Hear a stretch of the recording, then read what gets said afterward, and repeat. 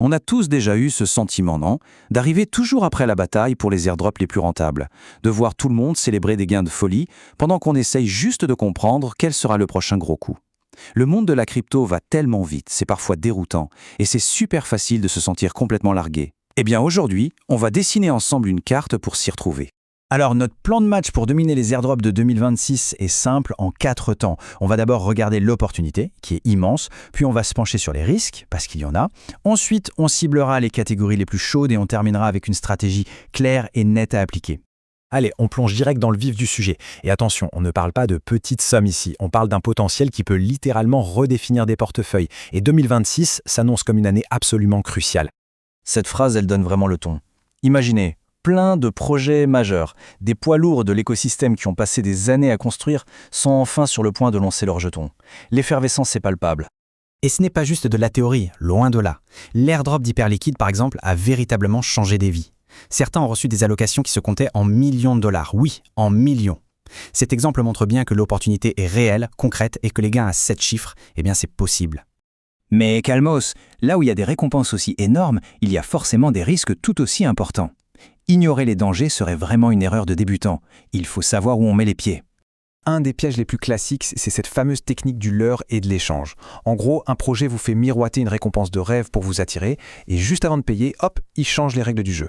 Le cas du niche est un exemple parfait. Ils avaient promis leur jeton natif, le UN. Tout le monde était à fond. Et au moment de la distribution, surprise, les points donnaient droit à un autre jeton, le FC, avec un taux de conversion bien sûr beaucoup moins intéressant. Leur excuse ? C'était pour protéger les premiers investisseurs.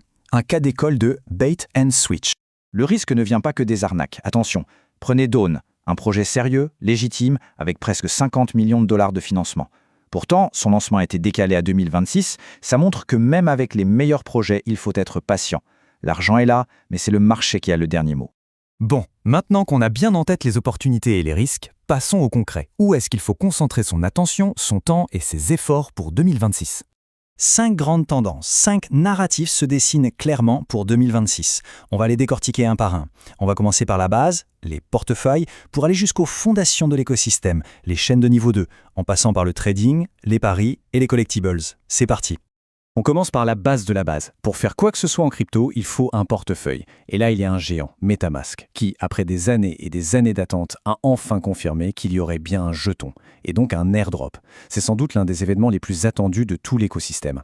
D'ailleurs, les marchés de prédiction, où les gens parient de l'argent réel, nous donnent un indice. Et c'est assez clair. Une majorité écrasante, 57%, pense que le lancement aura lieu dans la première moitié de 2026. Le marché semble avoir parlé. On passe maintenant aux plateformes de trading décentralisées pour les contrats perpétuels. C'est un secteur qui explose littéralement. Hyperliquid a montré la voie avec un succès énorme et maintenant la course est lancée pour savoir qui sera le prochain sur la liste. 2 noms sont sur toutes les lèvres, Lighter et EdgeX. Comme on le voit ici, ils génèrent déjà des volumes et des frais de trading vraiment impressionnants. Et surtout, ici le marché est super optimiste, anticipant pour eux une valorisation à plus d'1 milliard de dollars dès leur lancement. Rien que ça. Les marchés de prédiction, c'est devenu une tendance majeure. Le leader incontesté, c'est Polymarket. Non seulement leur jeton est confirmé, mais en plus, ils prévoient une introduction en bourse. Ça pourrait donner une légitimité et une visibilité incroyables à leur projet et à leur jeton. Cette catégorie est un peu double face. D'un côté, on a les NFT avec le roi indétrônable OpenSea. Et de l'autre, les mêmes coins avec la plateforme phénomène PumpFun. 2 ambiances, 2 cultures, mais 2 opportunités potentiellement massives. Ce qui est fou avec l'opportunité OpenSea, c'est son échelle. La fondation a annoncé que 50% de tous les jetons seront alloués à la communauté. 50%. Pour bien comprendre, si leur jeton atteint une valeur d'1 milliard, ça veut dire qu'un demi-milliard de dollars sera distribué directement aux utilisateurs. C'est juste énorme. Allez, dernière catégorie, mais pas des moindres, les chaînes elles-mêmes. Surtout les solutions de seconde couche, les fameux Layer 2. C'est là que se joue la bataille pour l'infrastructure du futur. Et dans cette bataille, 3 chaînes attirent l'attention. On a Base, qui est soutenu par Coinbase et que beaucoup voient comme le grand narratif de 2026. Il y a Mega ETH, qui est très prometteuse car encore toute jeune, c'est donc le bon moment pour s'y intéresser. Et enfin Abstract, qui à l'inverse semble un peu perdre en vitesse et recule dans les classements. Ok, super. On a vu les opportunités, les risques, les catégories. Maintenant, la grande question, comment on assemble toutes ces pièces pour créer un plan d'action qui tient la route ? Voilà une stratégie en 4 points clés. 1. Utilisez les plateformes normalement, de manière organique, sans jeter l'argent par les fenêtres encore à SFI. 2. Cherchez les synergies, les fameuses opportunités 2 en 1. Par exemple, utilisez Polymarket sur la chaîne Base pourrait vous qualifier pour l'airdrop de Polymarket et celui de Base. C'est malin. 3. Visez la rentabilité d'abord, l'airdrop est un bonus. Et enfin, la règle d'or, faites toujours vos propres recherches.